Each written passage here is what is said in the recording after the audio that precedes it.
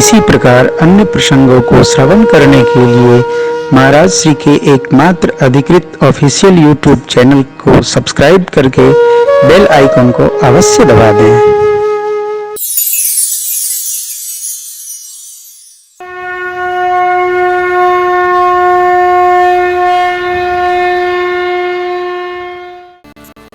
तीर्थराज ने पूछा त्रिवेणी मैया के माध्यम से, भैया आखिर आपको चाहिए क्या? तो चारों पुरुषार्थ तो मनुष्य चाहता ही है।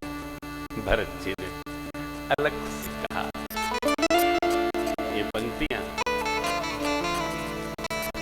हृदयस्थ करने जैसी हैं। देखिए क्या मांगे, सीताराम चरण रति मोरे,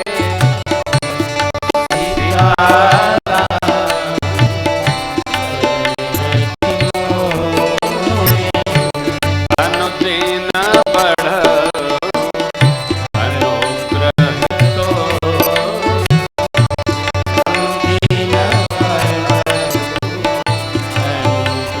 चातक स्वाति से बूंद मांगे शिलाखंड वृष्टि कर दे,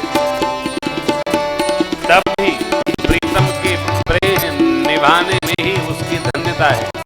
उसकी रिटर्न घटे नहीं, घट जाए। प्रेम जितना अग्नि में स्वर्ण की भांति जलता है, उतना उसमें चमक बढ़ती है।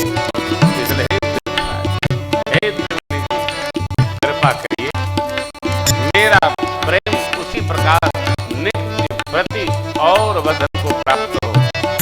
भरत जी का भाव सुनकर त्रिवेणी मैया के शब्द फूट पड़े, तात भरत तुम सब विधि साधु, तात भरत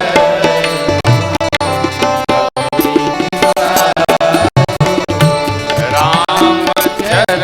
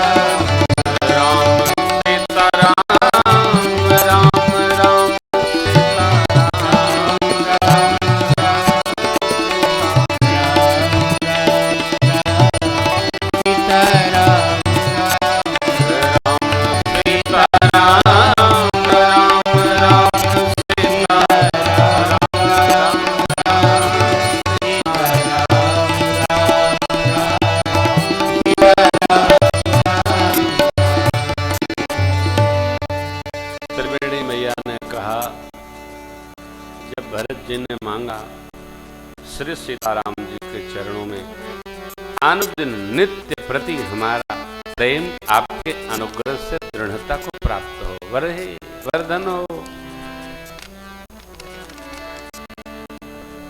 देखिए प्रेम कामना में कम होता है और समर्पण में बढ़ता है।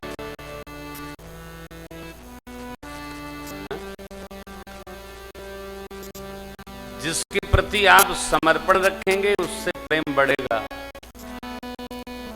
और जिससे आपने कामना किया उससे प्रेम धीरे धीरे घटेगा।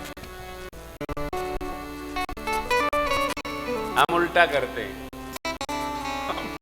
समर्पण नहीं बढ़ाते हैं, कामना बढ़ाते हैं। हम चाहते हैं कि हमारी हर बात रखी जाए, हर बात मानी जाए। भगवान से भी लोग तो ये कहते हैं पहले वाले भगवान भी नहीं रहे, भगवान भी कलयुग वाले हो गए, कोई बात संकल्प लो पूरा नहीं होता। ले हो तुम लेते ही क्यों हो? पांडव हो क्या? भगवान के भरोसे अरे क्रोध न छोड़ा, लोभ न छोड़ा, नाम जपन क्यों छोड़ दिया? नानक एक भगवान भरोसे तन मन धन क्यों ना छोड़ दिया? लोभ न छोड़ा, मोह न छोड़ा। हम छोड़ते भी नहीं है। प्रेम कब बढ़ता है? जब कामना न हो, केवल समर्पण हो, तो प्रेम बढ़ेगा।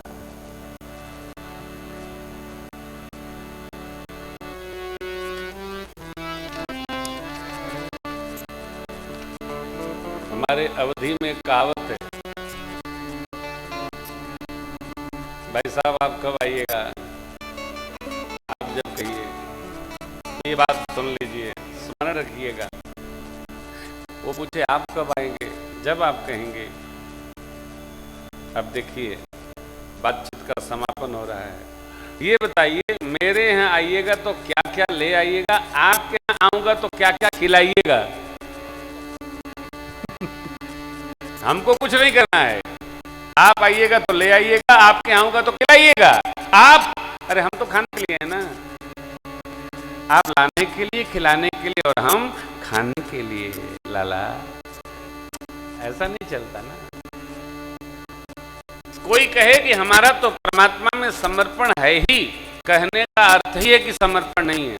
समर्पण होता है तो कहना नहीं पड़ता है, बुरा न मानना। बहुत जटिल उदाहरण दे रहा हूं। 25-25 साल तक जिन बच्चों को हम अपने घर में पालते हैं, पढ़ाई करते करते बच्चे आपस में प्रेम कर लेते हैं। घर वाले समझाना शुरू करते हैं, बेटा ये ठीक बात नहीं है, हमने बहुत विचार किया है, रिश्तेदारों को बोला है, और शीघ्र ही तुम दोनों का उसका अलग और तुम्हारा अलग ब्याह हो जाएगा। लेकिन वो बच्चे अपने माता पिता जिन्होंने उनको गाढ़ी कमाई करके पाल पोस के बड़ा किया, उनके ब्याह की लालसा धरी रह जाती है। 2 बच्चे घर छोड़ के परिवार वालों के भय से भाग जाते। क्यों भाग जाते? उनको लगता है ये परिवार वाले दोनों घरों के हमारे प्रेम में बाधा हैं। अरे हमारे प्रेम में बाधा, जिन्होंने हमको पाला पोसा, जिलाया खिलाया पढ़ाया, वो बाधा है। हाँ अरे भाई, जीव जीव से प्रेम करके भाग जाता है, हम भगवान से प्रेम करके बरेली में पड़े हैं। हो गया भाई, जरा सोचिए, विचारिए। ओहो, हमारा प्रेम कैसा? अवध बिहारी हो आए शरण बिहारी, बांके बिहारी हो आए शरण बिहारी, महिमा बिहारी हो आए शरण बिहारी। इस प्रसंग का मूल यही है। गुरुदेव भगवान रघुवंश पुरोधा वशिष्ठ भगवान के समझाने पर भी भरत जी ने क्या कहा? देखे बिनु रघुनाथ पद, जिय के जननी न जाए। प्रातः काल चली हो प्रभु पाई।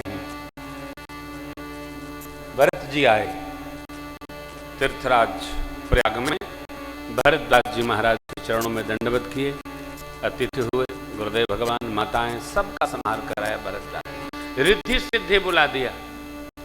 और भरद्वाज जी ने जब भरत जी का भाव देखा, भरत जी सिर पांव में छिपा करके, भरद्वाज जी महाराज देख न ले कुछ ही, भगवान का, राम जी का आप में प्रेम ऐसा है जैसे जड़ जीव का अपने शरीर में प्रेम होता है।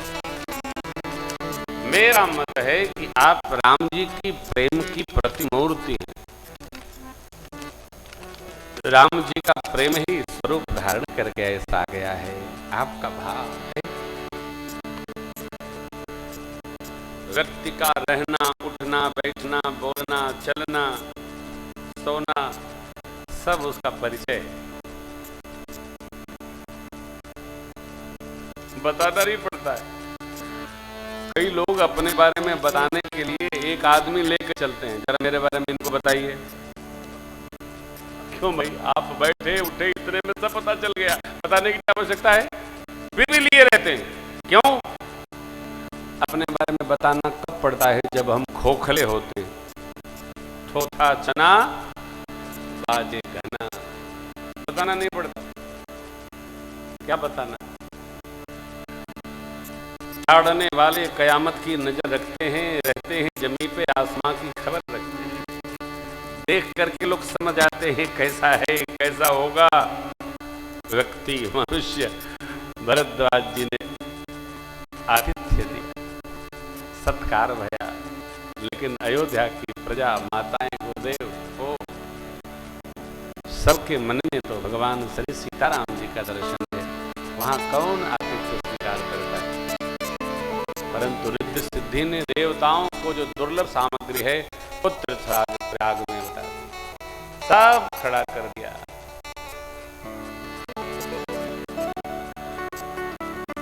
राम दर्श की लालसा और मन में विश्वास, जगत के सुख को क्या करे? अरे श्री सीता राम जी को दास, वो तो अपने रस में। संपत्ति चक ये भरत चक, मुनि आय सुख लभा, तेहि सियाश्रम पीठ राखे।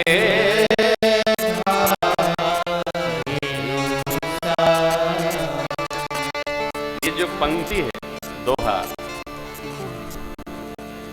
पहेलिये ने दिन में चकवा चकवी को पकड़ लिया, एक पिंजरे में बंधा दिया। चकवा चकवी को कोई शाप है कि वो रात्रि में एक साथ नहीं रह सकते। चकवी ने कहा, हे नाथ, आज तो भगवान ब्रह्मा की लेखनी भी टूट गई। देखिए ना, हम दोनों एक ही पिंजरे में एक साथ हैं। चकवा ने कहा, भगवती शुभ शुभ बोल, अभी रात बीती नहीं। ब्रह्मा जी की लेखनी भैया, रात को 11:30 बजे बहेलिये को स्मरण आया, अरे उनको दोपहर में बंद किया था चकवा चकवी को, कहीं प्यासे न हो। खोरे में जल भरकर और पिंजरे के अंदर लाके रख गया बहेलिया। उत्तर चकवा हो गया और दक्षिण चकवी हो गई। चकवा ने कहा, क्यों चकवी रानी, अब मानी ना? कहना नहीं, जो लेखनी है वो मिटती नहीं, वो तो जहां जाओगे वही पिन छोड़ती नहीं, पकड़ी रहेगी। संपत्ति चकवी है, भरत भैया और अवध समाज चकवा है। मुनिदेव भरद्वाज जी की आज्ञा वो जल भरा पात्र है। एक तरफ चकवा, एक तरफ चकवी, एक तरफ रिद्धि सिद्धि की संपदा, एक तरफ अयोध्या का समाज। संसार में कितना भी सुख दिखता हो, विषय प्रधान, साधक सर्वघड़ी सावधान रहे। ऐश्वर्य कैसा तो सात्विक हो।